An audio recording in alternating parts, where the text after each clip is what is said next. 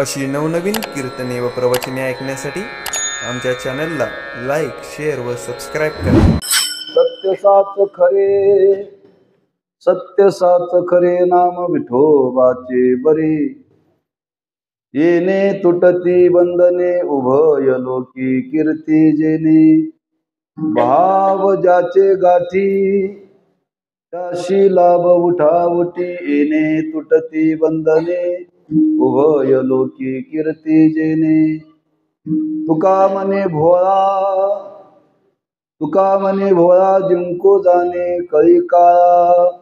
येणे तुटती बंधने, उभय लोकी कीर्ती जेणे. पांडुरंगा करू प्रथम नमन, दुसरे चरण संतांची. त्यांच्या कृपादाने कथेचा विस्तारू, बाबाजी सद्गुरु दास तुका. नमो ज्ञानेश्वरा, नमो ज्ञानेश्वरा, निवृत्ती उदारा सोपान देवा. नमो मुक्ताबाई त्रिभुवन पावनी, आद्यत्रे जननी देवाची. नमो सद्गुरु तुकया ज्ञान दिवा. नमो सद्गुरु सच्चिदानंद रूपा.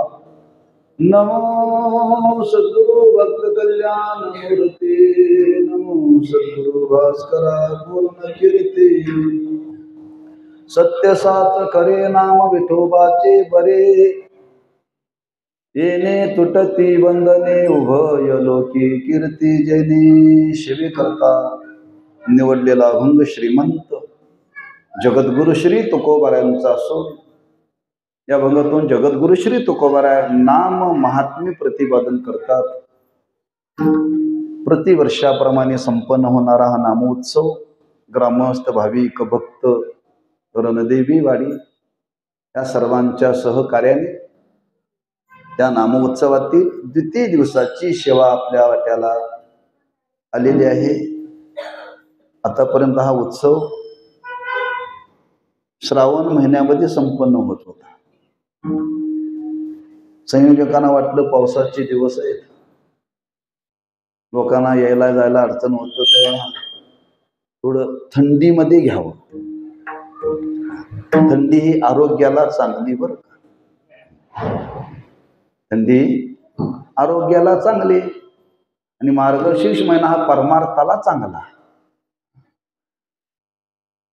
कारण या मार्गशीर्ष महिन्याचं विशेष महात्म्य सांगितलेलं आहे. भगवंतानेच 10व्या अध्यायामध्ये विभूती योगाचं वर्णन करताना मासानाम मार्गशीर्षो, वर्षाचे जे 12 महिने आहेत मराठी बर का, त्यातला हा मार्गशीर्ष महिना हा माझी विभूती आहे असं भगवंताने स्वतः वर्णन केले. हा विशेष रूपाने या महिन्याला महत्व दिलेलं आहे. या मासाचं महात्म्य सांगत असताना पंढरपूरचं महात्म्य अधिक सांगितले बरं. मार्गशीर्ष वारीला जावं पंढरपूरला, आणि गोपाळपुरामध्ये देव त्या चंद्रभागेच्या तीरावरती तिथं आज वास्तव्य करतात या महिन्यामध्ये बरं का. 1 महिना देव विटेवरती नसतात, राहूयात नाहीत बरं का. देव मार्गशीर्ष महिने त्या विष्णू पदावरती असतात. तुम्ही पंढरपूरला गेला आणि विष्णू पदाला न जाता जर परत आला तर तुम्हाला पांडुरंगाचं दर्शन घडलं नाही असं समजायचं. तो म्हणून आम्ही 4 तास उभं राहून बारीक दर्शन घेतलं नाही, विष्णू पदाला जावं लागतं का. देव तिथे 1 महिना वास्तव्य करतात बरं का. कथा आहे त्याच्या मागं तात्पर्य. हा मार्गशीर्ष महिना आणि मार्गशीर्षामध्ये हा चाललेलाच उत्सव पण या महिन्यामध्ये घडावा असा सर्वांच्या मनामध्ये संकल्प आला, आणि त्यातून आता हा सेवेचा योग वार्षिकच आहे, फक्त काल बदलला. तेव्हा चाललेल्या नामोत्सवामध्ये काही चिंतन करत असताना आपण थोडासा प्रवचनामध्ये नामाचा विचार केला. तोच नामाचा विचार काय अंशाने पुढे सांगावा म्हणून नामपर प्रकरणातला अभंग सेवेकरता निवडलेला आहे.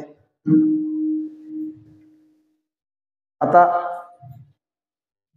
चिंता करायची गरज नाही का. प्रत्येकाच्या खिशामध्ये गाथा आहे मोबाईल मध्ये हो. तेव्हा कीर्तनकाराने अभंग घेतला की ते लगेच शोधलं की सापडत आहे. फळ्यावरती लिहायची गरज नाही बरं, गाताच खिशात आहे हो. तेव्हा अवघड अभंग घेतला, पाठातला घेतला म्हणायची गरज नाही, सगळ्यांना गाता पाठ आहे आता.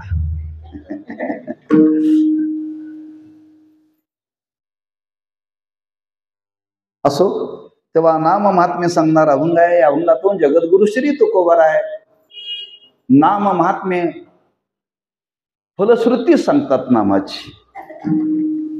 किंबोना भगवंताच्या नामाचा जर विचार केला तर भगवंताचं नाम अतिशय सोपं आहे. जेवढी म्हणून परमार्थाची साधना सांगितली त्या सर्व साधनेमध्ये भगवंताची नाम साधना सर्वात सोपे. तुका म्हणे सोपे आहे सर्वाहुनी, पुढं नाही जायचं. सोपं आहे, अतिशय सोपं आहे. भगवंताच्या नामासारखं काहीही सोपं नाही. साधन पै सोपे. ही नाम साधना सोपी आहे. मग सोपी असताना सुद्धा लोकांची घेण्याकडे प्रवृत्ती नाही आहे. नाही बर का नाही आहे? एक माणसाचा स्वभाव आहे, जे सोपं असतं ते कमी दर्जाचं असतं. जे सोपं असतं ते कमी दर्जाचं असतं आणि जे कठीण असतं ते चांगल्या दर्जाचं असतं बरं का. ज्याची सोपे सर्वांना घेता येते, लोकांना वाटलं त्यात विशेष काय. त्या सोपेपणाचा परिणाम लोकांना वाटलं याचं फल सुद्धा त्याच मानाचं असलं पाहिजे बरं का, त्याच मानाचं असलं पाहिजे. परमार्थात तर याचा फार परिणाम झालाय बरं का अलीकडे. आपण संयोजकात आपल्याला माहिती आहे,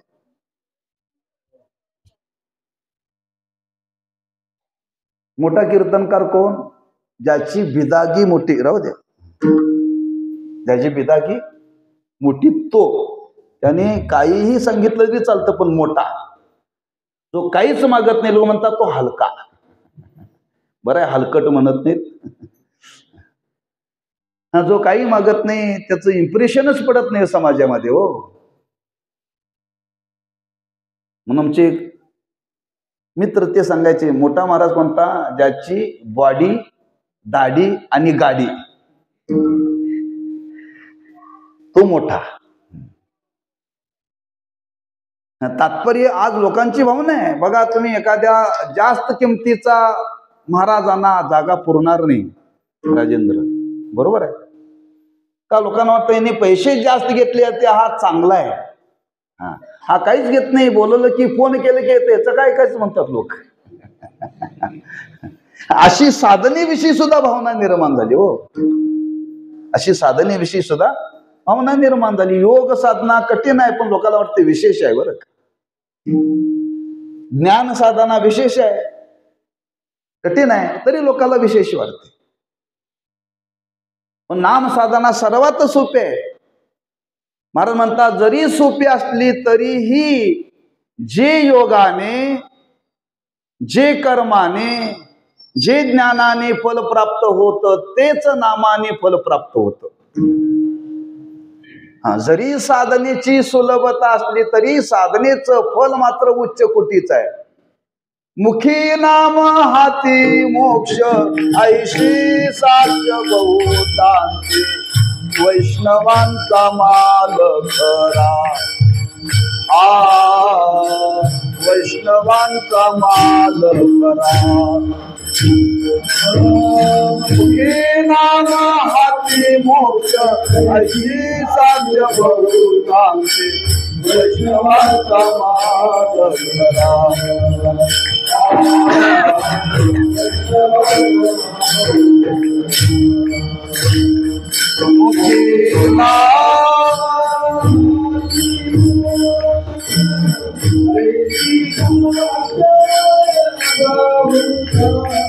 बोला बोला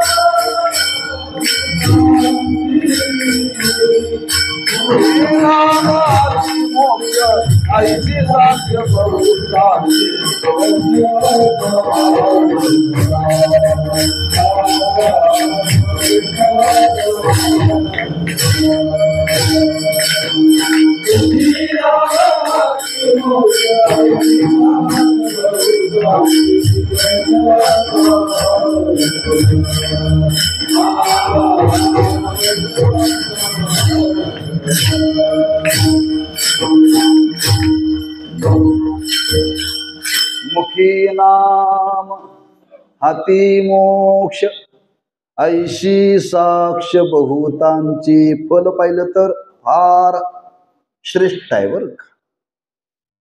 बऱ्याच ठिकाणी महाराजांनी वर्णन केले. तुका म्हणे नामापाशी चारी मुक्ती ऐशे बहुता ग्रंथी बोलिले. नाम सोपं आहे, पण महाराज म्हणतात त्या नामाच्या जवळ चारीही मुक्ती वास करतात.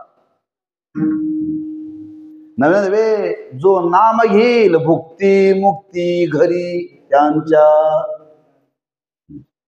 जो भगवंताचं नाम घेणार त्याच्या घरामध्ये भुक्तीही राहतात आणि मुक्तीही राहतात.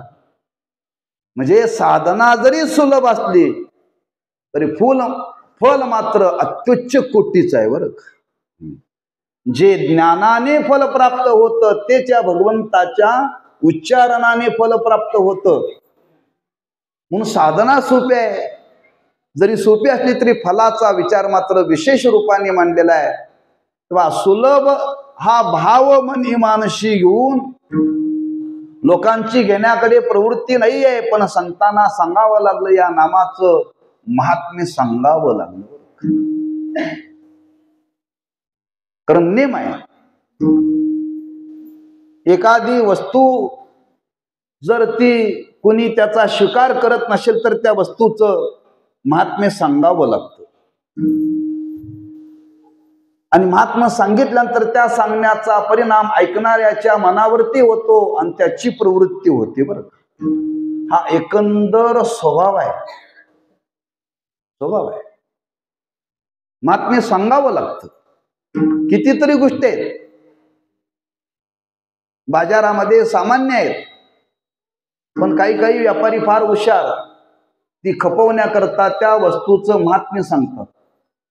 वस्तूचं महात्म्य सांगतात. वस्तू सामान्य आहे, गिराकी येत नाही, पण गिराक येण्याकरता काय करावं लागतं, त्या वस्तूचं महात्म्य सांगावं लागतं. कारलं कोणी घ्यायला जातं का? नाहीये. पण कारलं कोणी घ्यायला जात नाही, पण कारल्याचा रस जर पिला तर शुगर वाढत नाही. शुगर वाढत नाही. मग त्या कारल्याचं महत्व सांगितलं तर लोक म्हणतात कितीही महाग असलं तर द्यावर का. कडू लागतं म्हणून माणसं खात नाहीत. एक आणि यांना विचारा का घेत नाही, त्याला मसाला फार लागतो म्हणून घेत नाही. कारल्याची भाजी करण्याकरता मसाला फार लागतो, कारण त्याचा कडूपणा जाणवला नाही पाहिजे, एवढा मसाला घालावा लागतो बरं का. पण त्याचं फल आहे. नुसतं कच्चं कारलं जरी चावून खाल्लं तरी शुगर तुमची वाढत नाही बरं का. माझ्याकडे काही कारली पिकलेली नाहीत बरं का, गुंटापरी जागा नाही. मग तुम्ही कारल्याचं वर्णन काय करता, एक तुम्हाला उदाहरण म्हणून दिलं बरं का. अशी कितीतरी म्हणजे ती वस्तू घेण्याकरता त्या वस्तूचं महात्म्य सांगावं लागतं. तसं ही नाम साधना सुलभ आहे, पण सुलभ असल्यामुळे लोकांची सहज प्रवृत्ती नाही आहे. मग सहज प्रवृत्ती नाही म्हणून त्या लोकांना प्रवृत्त करण्याकरता संतांनी काय केलं, नामाचं महात्म्य सांगितलं. पण महात्म्य सांगत असताना वास्तवतेला धरून सांगितलं, अवास्तवतेला सोडून सांगितलेलं नाही बरं का. कधी कधी एखादी वस्तू घेण्याकरता त्या वस्तूचं महात्म्य सांगितलं जातं, नसताना सांगितलं जातं. असतं तसं असं मात्र काही नाही बरं का. लोकांनी ते घ्यावं. एक ग्रस्त बाजारात आले आणि त्यांनी पुढे आणल्या होत्या बांधून. गिराकी ना बरं का. त्यांनी सांगितले, बघा माशा मरायचं औषध आहे. माशा मरायचं औषध आहे, पण औषध फार जालिम आहे. पुडीची किंमत फक्त 10 रुपये, पण ही उघडून बघायची नाही. घरात गेल्यानंतर जेवायच्या वेळेला ची पुडी सोडायची बरं का, तो पण सोडायची नाही. अतिशय जालिम औषध आहे. तुम्ही जर ही पुडी त्यावेळी जर उघडली तर एकही माशी तुमची स्वयंपाकघरामध्ये राहणार नाही. लोकांना वाटतं चांगलं आहे 10 रुपयाला पुडी. काही काहींनी चाचार घेतल्या बरं का, काही काहींनी चाचार घेतल्या. आणि त्यांनी लिहिलं होतं, काय सांगितलं होतं, जेवायच्या आधीच 2 मिनिटंही उघडायचे, तोपर्यंत उघडायचे नाही बरं का, कारण ते जहाल औषध आहे.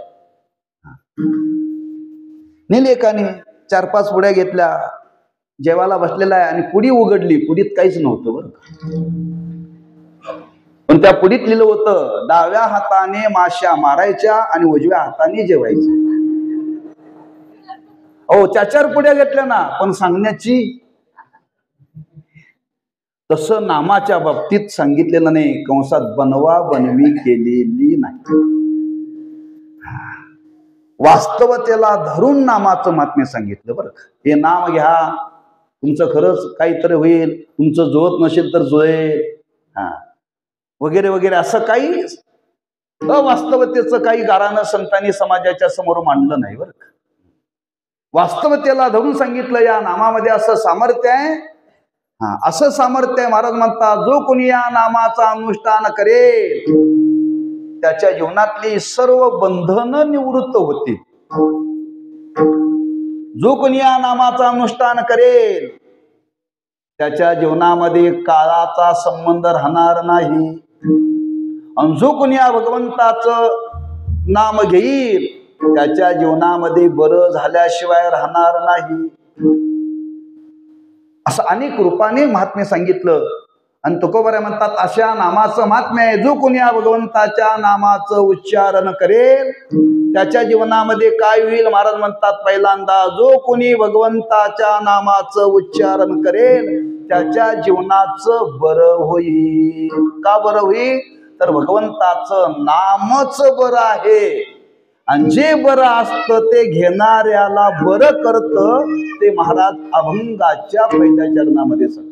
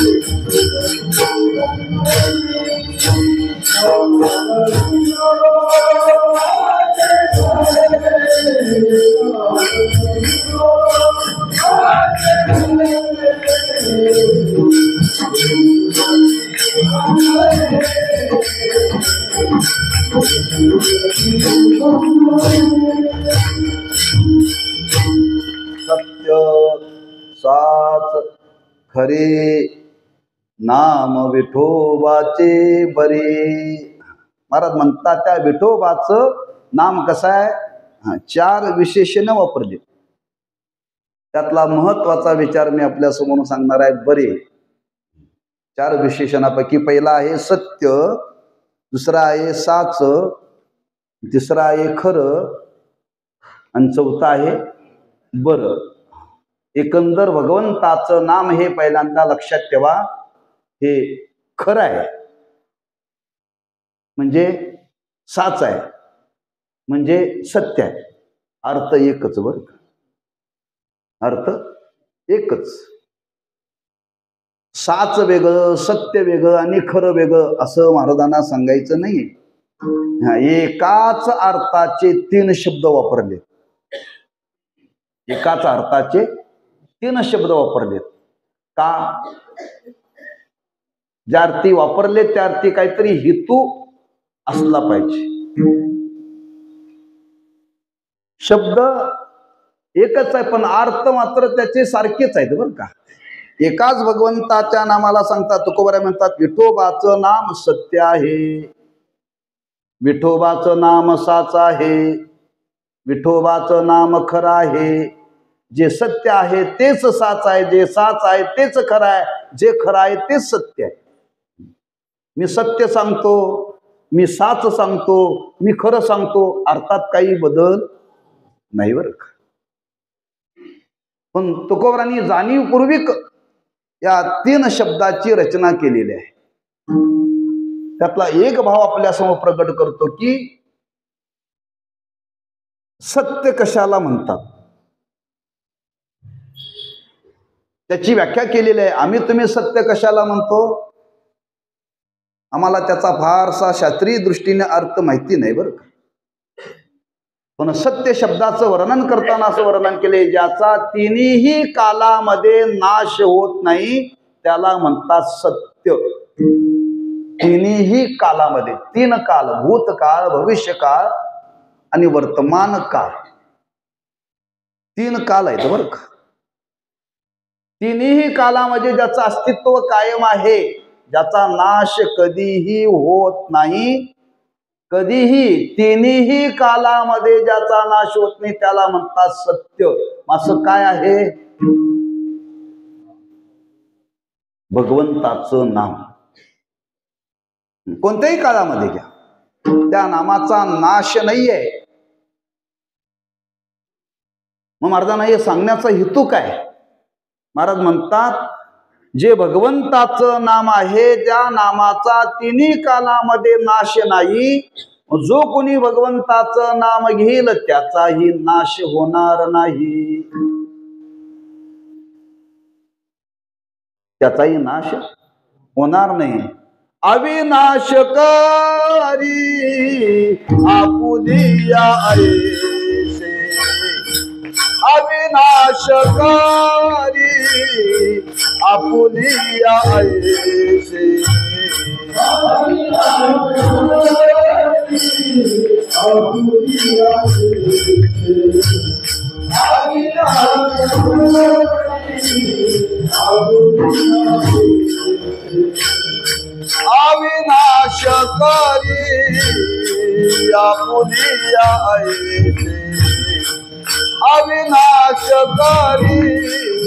आपुलिया ऐसे, अविनाशकारी आपुलिया ऐसे,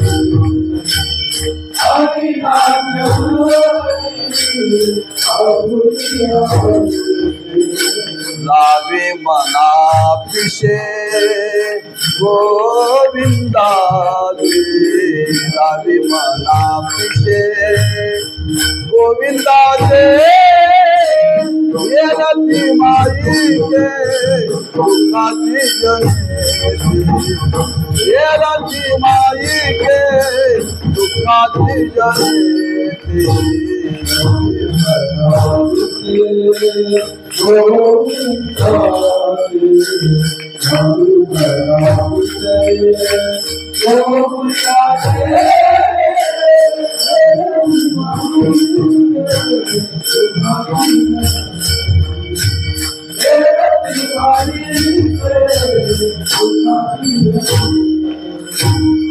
अविनाश करिया पुनिया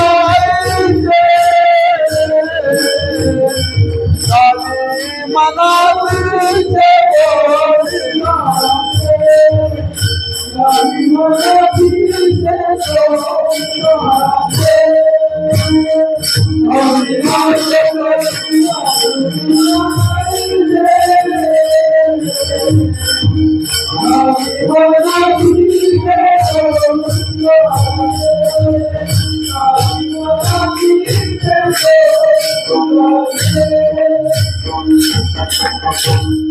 अविनाश करी आपुलिया ऐसे लावी मना पिशे गोविंदाचे एरती माईकी दुःखाची जनिती नाही आधी अंती अवसानी.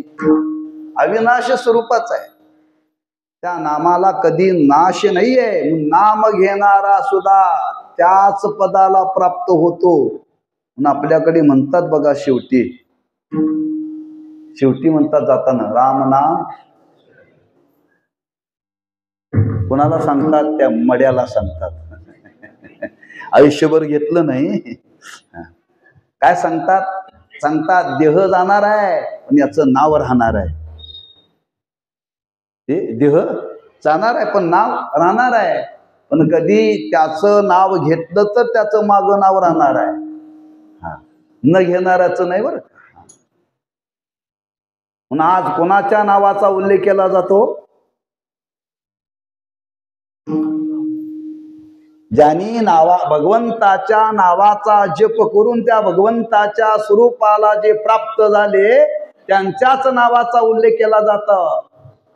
आमचं तुमचं नाव कोणी घेत नाही.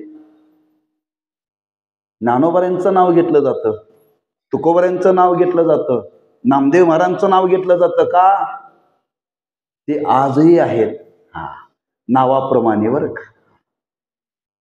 त्या सत्स्वरूपाला ते प्राप्त झाले. का? भगवंताच्या नावाला नाशच नाही हो. ज्याचा कधीही नाश होत नाही त्याला म्हणतात सत्य.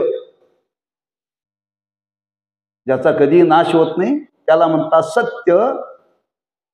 मग नाव घेणारा सुद्धा त्याच स्वरूपाला प्राप्त होतो. त्याच स्वरूपाला प्राप्त होतो. नंतर तुकोबांनी वर्णन केले, नाथ महाराजांनी वर्णन केले. विठ्ठल म्हणता विठ्ठलची होशी, संदेह येवेशी धरू नको. राम म्हणता रामाची होई जे, राम म्हणता रामाची होई जे.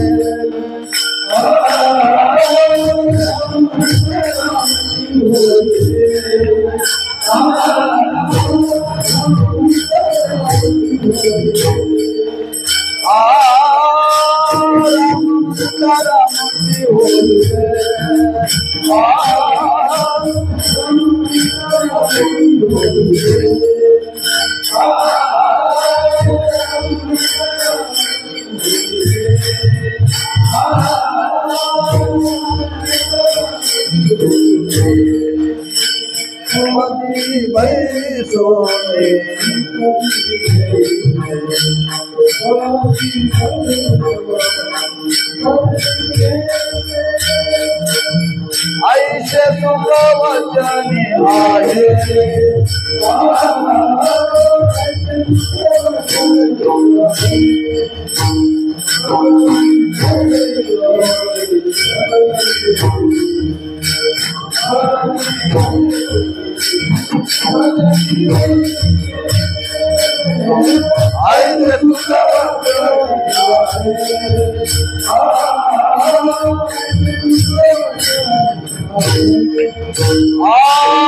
राम म्हणता रामाची होई जे, कधी कधी पदवी घ्यायचे ऐसे तुझा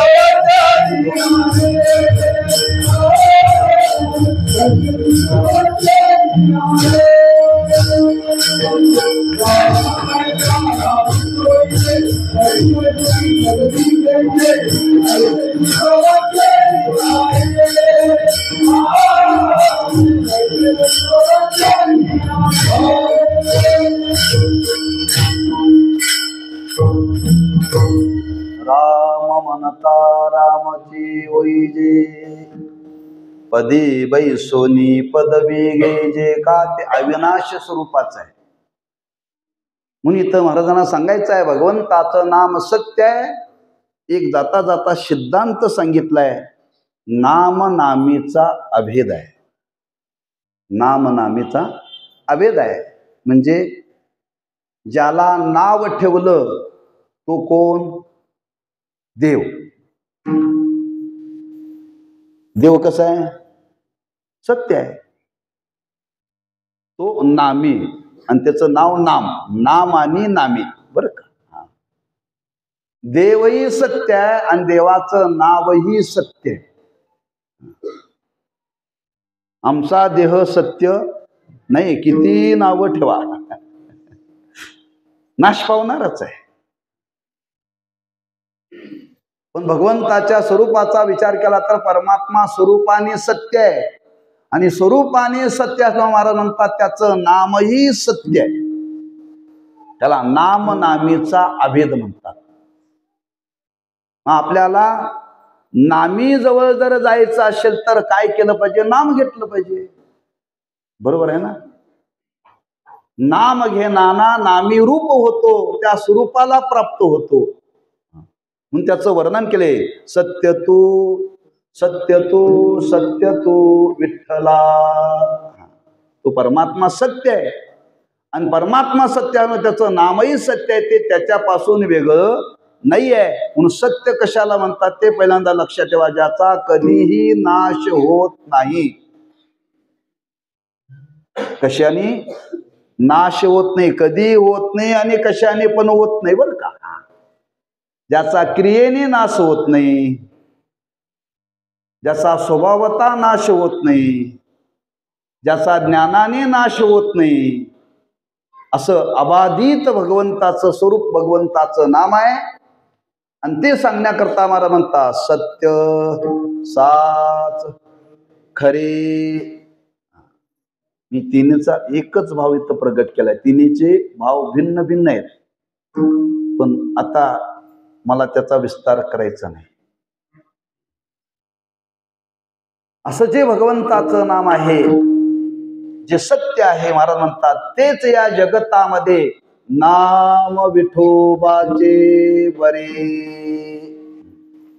जे सत्य आहे तेच आपल्याला बरं नाम सुख देणार आहे, तेच आनंद देणार आहे. खोटी वस्तू आनंद देत नाही, आनंद झाल्यासारखा वाटतो. खोटी वस्तू सुख देत नाही, सुख झाल्यासारखं वाटतं.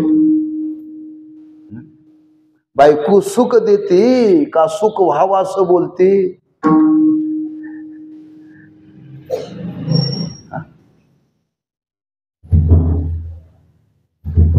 कुठलीच वस्तू आपल्याला सुख देत नाही बरं का, पण सुख झाल्यासारखं वाटतंय.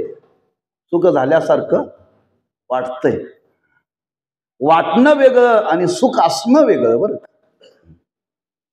महाराजांना सांगायचं आहे, जे या जगतामध्ये सत्य आहे तेच आपल्याला आनंद देणार आहे, तेच आपल्याला बरं करणार आहे, तेच आपल्याला सुख देणार आहे.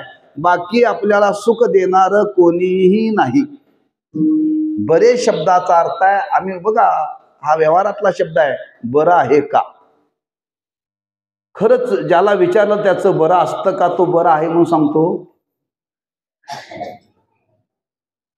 हाय बरं आहे म्हणतोय, काय हाय ते बरंच आहे म्हणतोय. हाय ते बरंच आहे. आम्ही बरं आहे का बरं मानलंय? पाटील, तुम्हाला जे पद मिळालं ते बरं आहे का तुम्ही मानलंय? मानले. ते पोलीस पाटील आहेत बरं का, शंकरवाडीचे.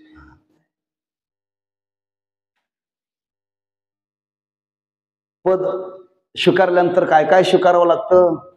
बरंच काय स्वीकारावं लागतं. लोकांच्या शिव्या पण खाव्या लागतात.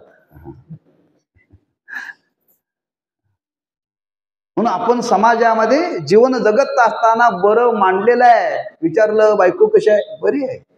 समजावं बरी नाही.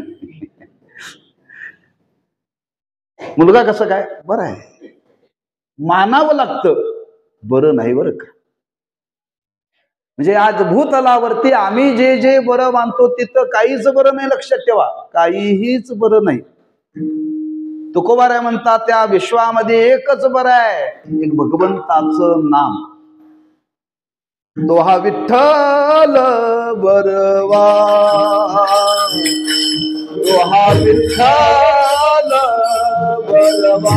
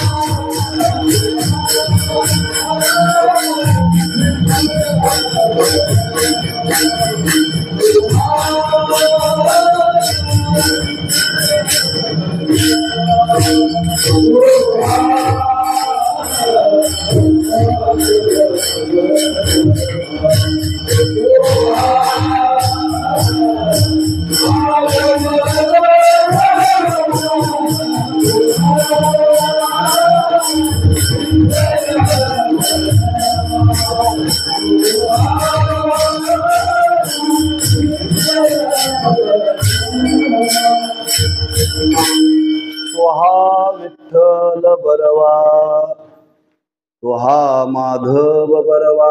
पुष्कळ वर्णन केले साधू.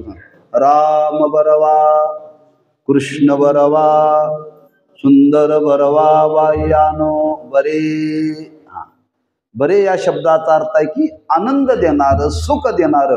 कशाला तरी बरं म्हटलं जात नाही म्हणून मी सांगितलं. आपण प्रपंचामध्ये नाईलाजाने बरं म्हणतोय, खरंच बरं नसतंय बरं का.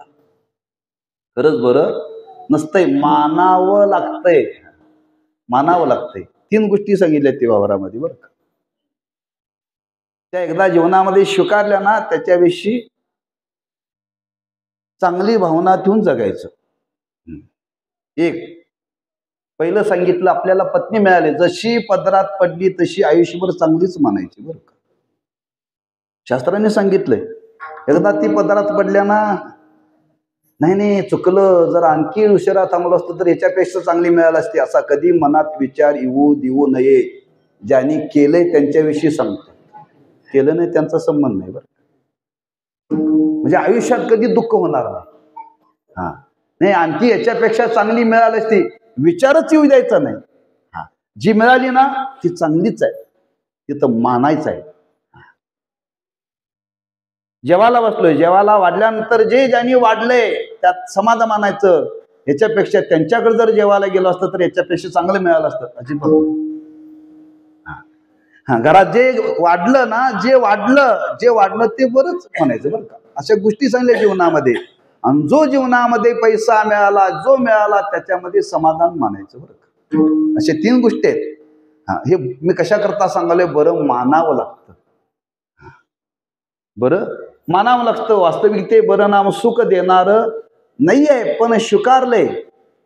पण तुकोबरा इथं सांगतात भगवंताचं नाम तसं नाही, ते बरंच आहे, ते सुख देणारच आहे, ते आनंद देणारच आहे. विठ्ठल विठ्ठल म्हणा वेळोवेळा, हा सुख सोहळा स्वर्गी नाही. महाराज म्हणतात त्या भगवंताच्या नामातून मिळणारा आनंद, मिळणारं सुख, महाराज म्हणतात स्वर्गात सुद्धा नाही बरं का. स्वर्गामध्ये सुद्धा नाही. एवढा आनंद आहे भगवंताच्या नामामध्ये. हा, कोणी घ्या, सर्वांच्या करता बरं का. व्यवहारातला कसं, एखादी गोष्ट एखाद्याला चांगली, एखाद्याला वाईट आहे, पण भगवंताचं नाम सर्वांच्या जीवनामध्ये सारखंच आहे बरं का. आज स्वयंपाक काय केलाय काय माहित नाही, नक्की सगळ्यांना जेवण आहे ना? हा, खरंच माहिती नाही, तुम्हाला सांगितलंच नाही कोणी? तुमच्याकडे ते खातं नाही का? नाही काय, फक्त हे संयोजनाचं एवढंच खात आहे. असू दे, पण खात जा त्यातलं वाढल्यानंतर. काहीतरी गोड असेल ना. हा, काहीतरी गोड आहे. आता गोड केलेलं आहे, ज्याला शुगर नाही त्याला ते बरं आहे, ज्याला शुगर आहे त्याला बरं आहे का? म्हणजे खाण्याचा पदार्थ एखाद्याला बरा आहे तर एखाद्याला वाईट आहे. एकच पदार्थ आहे बरं का. एखाद्याला तो सुख देतो आणि एखाद्याला दुःख देतो. हा, भगवंताचं नाम तसं नाही बरं का.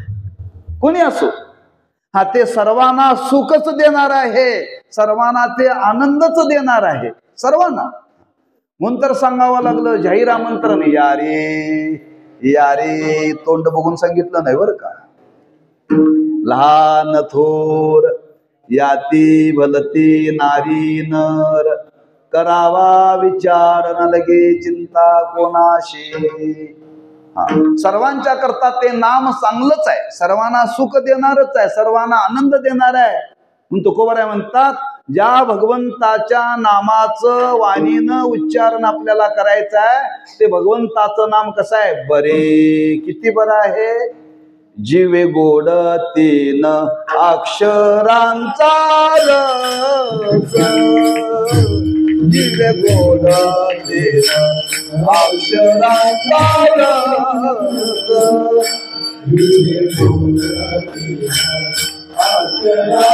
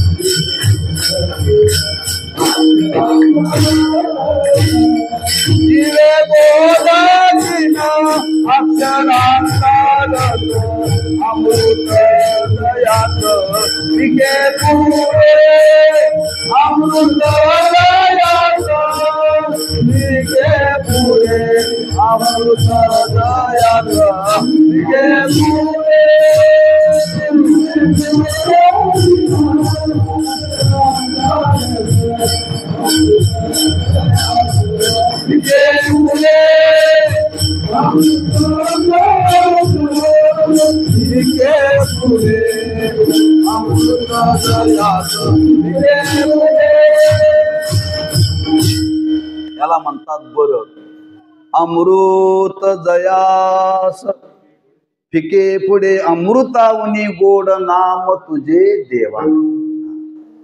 म्हणजे घेणाऱ्याला एवढं सुख देत, स्वर्गातला अमृत सुद्धा भगवंताच्या नाम सुखा पुढं फिक पडावं. नाम विठोबाचे बरे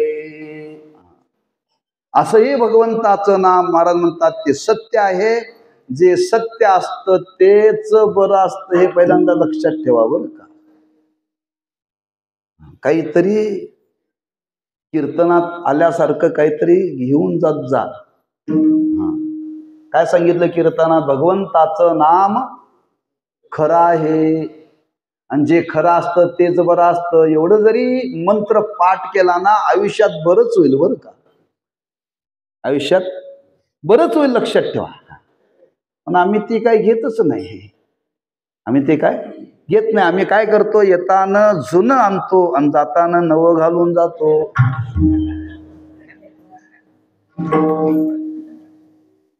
बरोबर आहे ना. काल मी गेलो होतो कार्यक्रमाला. सकाळी गेलो आणि दुपारपर्यंत काय मी ते पाहिलंच नाही. दिवसभर मुक्काम होता. दुपारनंतर पाहिलं जाग्यावरतीच नाही. जाग्यावरतीच नाही. लोक म्हणजे महाराज काय शोधायला? म्हणजे कोणीतरी नेलंय. मग म्हटलं येईल. ती 24 तासांनी पुन्हा आलं बरं का. 24 तासांनी पुन्हा आलं. म्हणजे लोकांची जाणं काय, लोकांनी म्हणतात महाराजांनी सांगितले काहीतरी कीर्तनाला आल्यानंतर घेऊन जात जा.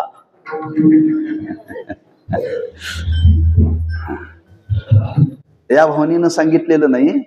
काहीतरी कीर्तनातून चांगलं घेऊन, चांगला विचार, काहीतरी कशा करता आपल्याला जीवनामध्ये आपलं जीवन आनंदमय करण्याकरता हे लक्षात ठेवा. वेळ घालवण्याकरता हे मांडलेलं दुकान नाहीये. समाजाला कुठंतरी आनंदाने जगता यावं. ज्या प्रपंचामध्ये राहतो तो प्रपंच आनंद रूप नाहीये, दुःख रूप आहे. पण त्याच प्रपंचामध्ये आपल्याला आनंदाने जगण्याकरता आपल्याला साथीला कोणतरी पाहिजे, ते भगवंताचं नाम घ्या. भगवंताचं नाम घ्यावं. मग ते सत्य आहे, नाम ते खरं आहे. जे खरं आहे महाराज म्हणतात तेच जीवनाला बरं नाम सुख देणार आहे. नाम विठोबाचे बरे. नेमकं बरं आहे म्हणजे काय आहे महाराज? थोडस स्पष्टीकरण केलं तर फार बरं होईल. महाराज म्हणतात अरे बरं आहे या शब्दाचा अर्थ आज आमच्या तुमच्या जीवनामध्ये ज्याच्यामुळं दुःख प्राप्त झालं त्या दुःखाला निवृत्त करण्याचं सामर्थ्य भगवंताच्या नामामध्ये आहे. म्हणजे काय? तेच महाराज अभंगाच्या दुसऱ्याच्या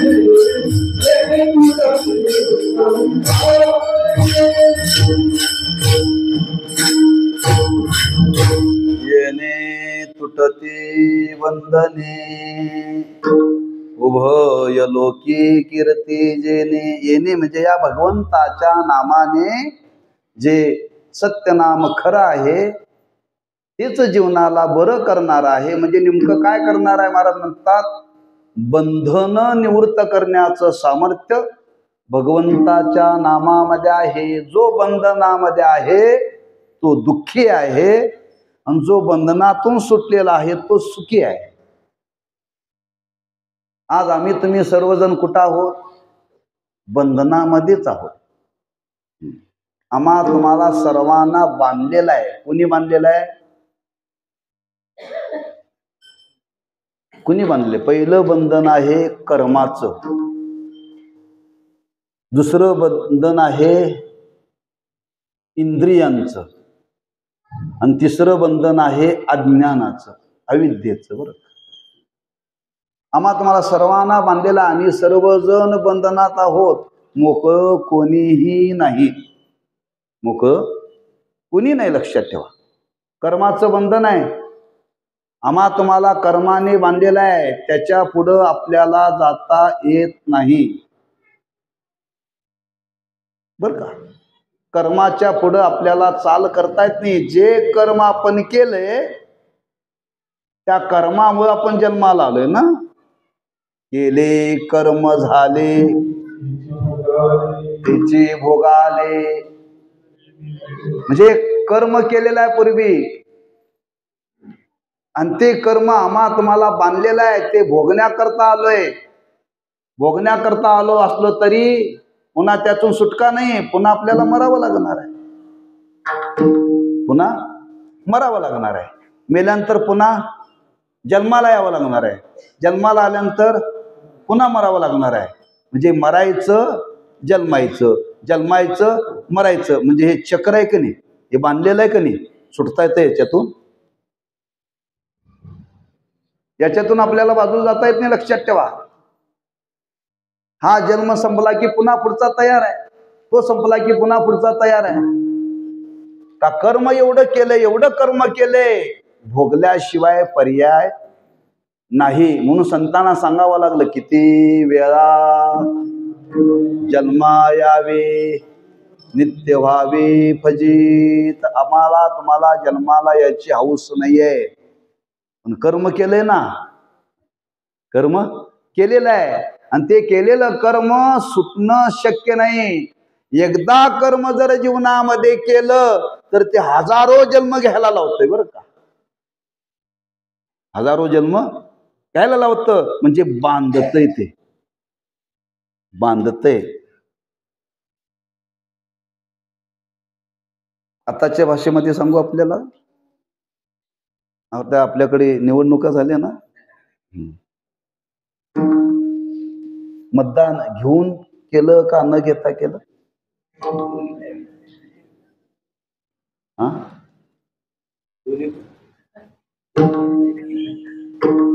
दोन्ही पण म्हणजे दोघांचं घेऊन.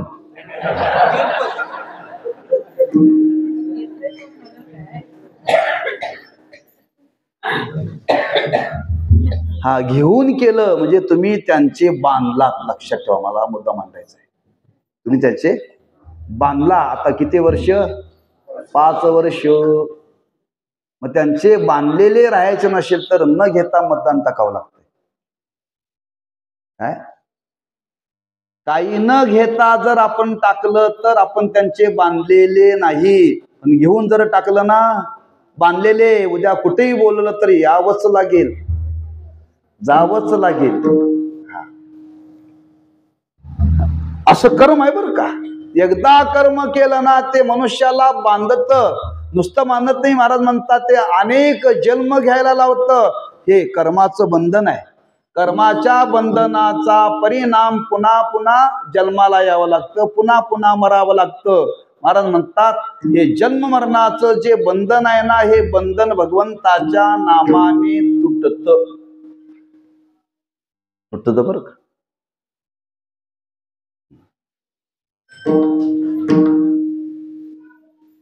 ऐशे विठोबाचे नाम, ऐशे विठोबाचे नाम,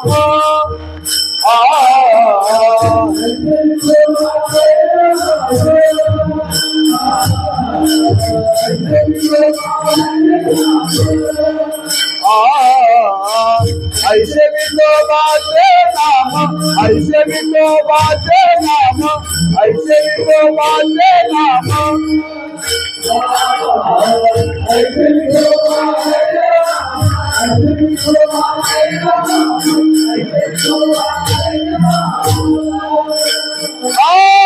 उच्चारित खंडे जन्म,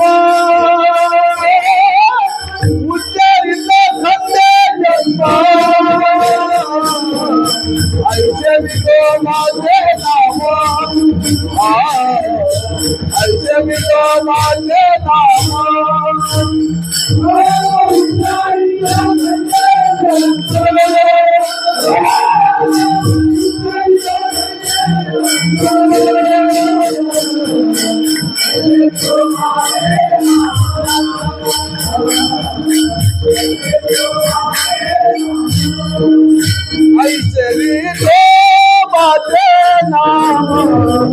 ऐसे विठोबाचे नाम,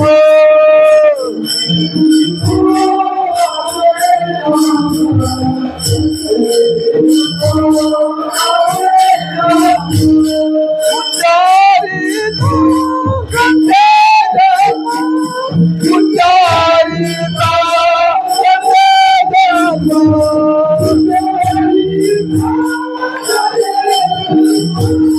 उच्चारित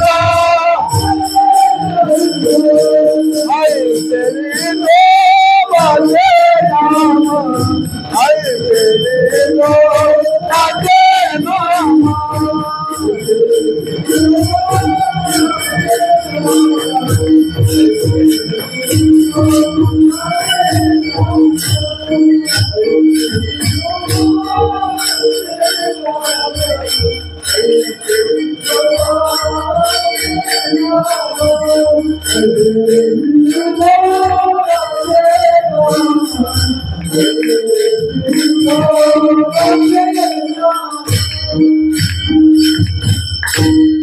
उच्चारिता खंडे जन्म. किंवा नाथ महाराजांनी वर्णन केले, हरिमुखी गाता हरपली चिंता, त्या नाही मागुता. जन्म घेणे, जन्म मरणाच्या बंधनामध्ये आम्ही तुम्ही सापडलोय. ते भगवंताच्या नामाने बंधन निवृत्त होत. येणे तुटती बंधने. हा फार मोठं बंधन आहे, हे लवकर सुटत नाहीये. संतांनी वर्णन केले, आम्ही तुम्ही बांधून घेतले. मुक्त होता परी बळे झाला, बद्ध घेऊन या छंद माझे माझे. हे बंधन निवृत्त करण्याचं सामर्थ्य भगवंताच्या नामामध्ये आहे. येणे तुटती बंधने. 3 बंधनाचा विचार आहे, फक्त एकाच बंधनाचा विचार मी आपल्या समोर सांगतोय. बाकीचा विस्तार आपल्या वेळेच्या अभावी करायचा नाही. येणे तुटती बंधने. महाराज म्हणतात ज्याचं बंधन निवृत्त झालं, महाराज म्हणतात तो शुद्ध झाला, तो पवित्र झाला. आणि जो शुद्ध झाला, जो पवित्र झाला, ज्याच्या जीवनातली बंधनं निवृत्त झाली, महाराज म्हणतात त्याची कीर्ती उभय लोकी. उभय म्हणजे 2, या आणि परलोकात. कोणाची? नाम घेणार, नुसतं नाम घेणाऱ्याची नाही, ज्याने नाम घेऊन ज्याच्या जीवनातलं बंधन निवृत्त झालं, उभय लोकी कीर्ती जेने. या लोकामध्ये आणि परलोकामध्ये त्याची कीर्ती वेगळी आणि प्रसिद्धी वेगळी. बरं का, कीर्ती वेगळी आणि प्रसिद्धी वेगळी. भगवंताच्या नामस्मरणाने जो कोणी नाम घेईल त्याची कीर्ती नुसती इथंच नाही, निळवरांतर फार वर्णन केले. उभारीला ध्वजतीही लोकावरी ऐशी चराचरी कीर्ती ज्यांची. किंवा तुकोबराय वर्णन करतात, तुका म्हणे एका मरणेची सरे उत्तमची उरे कीर्ती मागे. प्रसिद्धी काही कालापुरती असते, प्रसिद्धी काही कालापुरती असते, आणि कीर्ती जोपर्यंत जगताचं अस्तित्व आहे तोपर्यंत असते, किंबहुना त्याच्या पुढेही राहते. बरं का, म्हणजे भगवंताचं नाम घेण्याने नाम घेणारा कीर्तीला प्राप्त होतो, प्रसिद्धीला नाही. म्हणून महाराज म्हणतात उभय लोकी कीर्ती जेने. हरिपाठ कीर्ती मुठे जरी गाय, पवित्रची होय देह त्याचा उभय लोकी. म्हणजे त्याची कीर्ती तनु सर्वत्र पसरते, एवढं सामर्थ्य भगवंताच्या नामामध्ये आहे. ठीक आहे महाराज, मान्य आहे. मग महाराज म्हणतात हे नामाने फल प्राप्त होतं, पण ते नाम घेण्याकरता मात्र भांडवल लागतं. नाम घेण्याकरता भांडवल लागतं. काय लागतं? सर्वांना नाम घेता येतं, पण सर्वजण नाम घेण्याकरता प्रवृत्त होत नाहीत. का? महाराज म्हणतात नाम घेण्याकरता त्याच्या पदरात भाव लागतो. भावजाची गाठी, भावजाची गाठी, भावजाची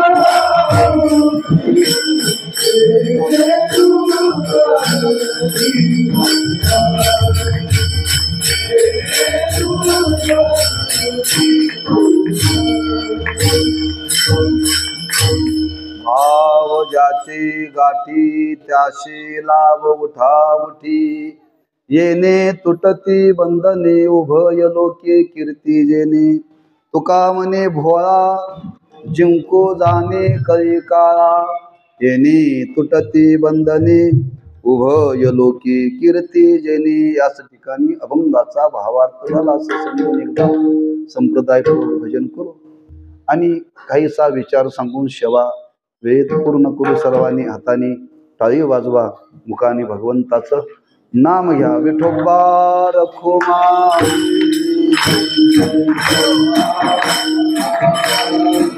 जय जय विठोबा रखुमा येणे तुटती बंधने उभय लोके कीर्ती जेणे. श्रीमंत जगद्गुरु श्री तुकोबाराय त्या नामाचं महात्म्य सांगत असताना त्याच्या उच्चारणाने बंधनाची निवृत्ती होते. पण ते नाम आपल्याला फल देत, पण कधी घेणाऱ्याच्या अंतकरणामध्ये भाव असेल तर. भाव ज्याचे गाठी घेणाऱ्याच्या अंतकरणामध्ये देवाविषयी भाव असेल तर त्याला हे फल, नसेल तर नाही बरं का. नाम सर्वांना घेता येतं, पण फल कोणाला मिळतं? त्या नामाविषयी ज्याच्या अंतकरणामध्ये भाव आहे त्याला. भाव ज्याचे गाठी माशी किती आहेत? बोटावर मोजण्यासारखे आहेत बरं का. भाव नसेल तर फल मिळत नाही. तुकोबाराने वर्णन केले, फार सुंदर वर्णन केले. तुकोबारा म्हणता साधना सोपे, बरीच माणसं देवाचं नाव घेतात पण त्याला फल मिळत नाही. का मिळत नाही?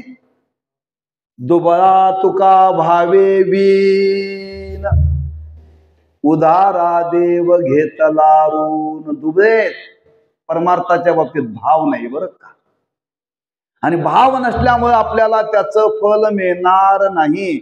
भावे गावे गीत शुद्ध करोनिया चित्त तुझ भावा आहे देव तरी हा सुलभ उपाव. भाव पाहिजे बरं का. भाव नसेल तर फल मिळणार नाही. म्हणून इथं महाराजांनी सांगितलं हे फल मिळेल, सर्वांना मिळेल, पण भावपूर्वक जर घेतलं तर. भाव ज्याचे गाठी. नाथ महाराजांनी वर्णन केले, आवडीने भावे हरिनाम घेशी तुझी चिंता त्याशी सर्व आहे. भाव ज्याचे गाठी त्याशी लाभ पुढच्या जन्मात त्याला लाभ. सप्ताह झाल्यावर, काला झाल्यावर, उठाउठी ताबडतोब. ज्या घडीला तुम्ही भगवंताचं नाम घ्याल त्याच घडीला तुम्हाला हे फल प्राप्त होईल बरं का. उदारीचा धंदा नाही, रोखीचा आहे. उदारीचा धंदा नाही. ज्या घडीला उठावटी म्हणजे ताबडतोब लाभ, त्याशी लाभ उठावटी. म्हणजे महाराज म्हणतात तुम्हाला त्याच घडीला ते फल प्राप्त होईल, त्याचा तुम्हाला अनुभव येईल. डॉक्टर औषध देतो ते म्हणते बरं वाटेल जावा, बरं वाटेल जावा. लगेच औषध घेतल्या घेतल्या बरं वाटत नाही, काही काल जावा लागतो. परमार्थात नाही बरं का. महाराज म्हणतात त्याच घडीला आपल्याला ते फल प्राप्त होईल. फक्त भाव पाहिजे. आणि असं भावपूर्वक भगवंताचं नाम जर आपण ते उच्चारलं तर उच्चारण करणाऱ्याला अधिकार प्राप्त होतो. तुका म्हणे भोळा तुका म्हणे भोळा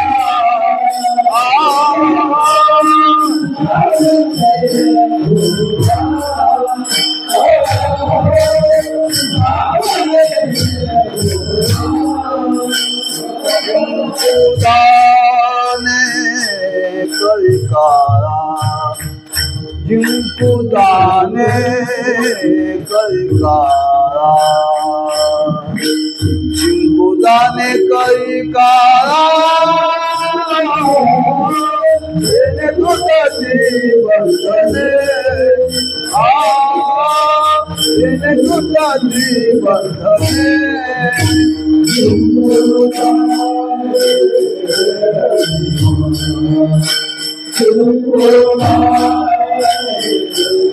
तुका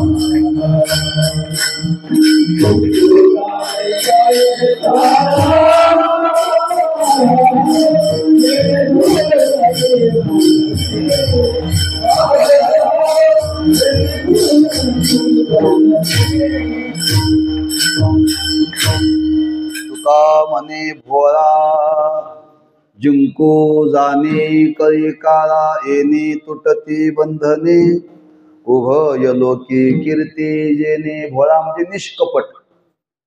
जो भगवंताचं नाम घेणार आहे त्याला अधिकार प्राप्त होतो. त्याच्या अंतःकरणामध्ये कोणत्याही प्रकारचं कपट राहत नाही. तो भोळा या अवस्थेला प्राप्त होतो आणि त्याला असा अधिकार प्राप्त होतो. जिंको जाणे कळी काळा. काळाचा संबंध त्याच्या जीवनामध्ये राहत नाही. ज्ञानोबा म्हणतात अरे काळ त्याच्याकडे पाहू शकत नाही. नित्य सत्यमित हरिपाठ ज्याशी कळी काळ त्याशी न पाहे दृष्टी. काळ त्याच्याकडे वाकड्या नजरेने सुद्धा पाहू शकत नाही. कोणाकडे? नुसतं नाम घेणाऱ्याकडे नवं. आता सांगितलं तसं घेतलं तर. जिंकू जाणे कळी काळा. काळाला जिंकता येतं. बाकी हे शक्य नाही बरं का. तुम्हाला व्यवहारामध्ये काहीतरी जिंकता येईल पण काळाला जिंकणं इतकं सोपं नाही. पण या भगवंताच्या नामाने काळाला जिंकता येतं. जे काळ आपल्या ताब्यात घेता येतो बरं का. किती घेता येतो? आपण काळाला सांगावं आणि काळाने ऐकावं. आता आपण काळाच्या अधीन आहोत. पण नाम घेणारा काळ गुलाम सलाम करी. मुख्यमंत्र्या घरी रावतो तुकया घरी रावतो. आता सत्ता आहे. सत्ताधीश लोकांच्या हातात कोण आहे? तो गृह खाता आहे. आपल्याला पोलिसाच्या ताब्यात राहावं लागतं. पण पोलिसांना कोणाच्या ताब्यात राहावं लागतं? मंत्र्याच्या. मंत्री व्हावं का साधं व्हावं? मंत्र्याला पोलिसाचं भय नाही. पोलिसाला भय आहे. यानं जर नोकरी घालवली तर म्हणजे मंत्र्याच्या ताब्यात कोण आहेत? पोलीस. पोलीस म्हणजेच हो यम हो. आपण त्यांच्या ताब्यात आपण घाबरतोय. जर काय गुन्हा केला आणि त्यांनी जर नेला आणि जर मारायला सुरुवात केली तर. म्हणून महाराज म्हणतात की हे जसं व्यवहारामध्ये आहे तसं नाम घेणारा अधिकार प्राप्त होतो. काळ त्याच्या ताब्यात राहतो. तो काळाच्या अधीन जात नाही. काळावाला तो जिंकतो. तुका म्हणे भोळा जिंकू जाणे कळी काळा येणे तुटती बंधने उभय लोकी कीर्ती जेणे. ज्ञानेश्वर माऊली ज्ञानराज माऊली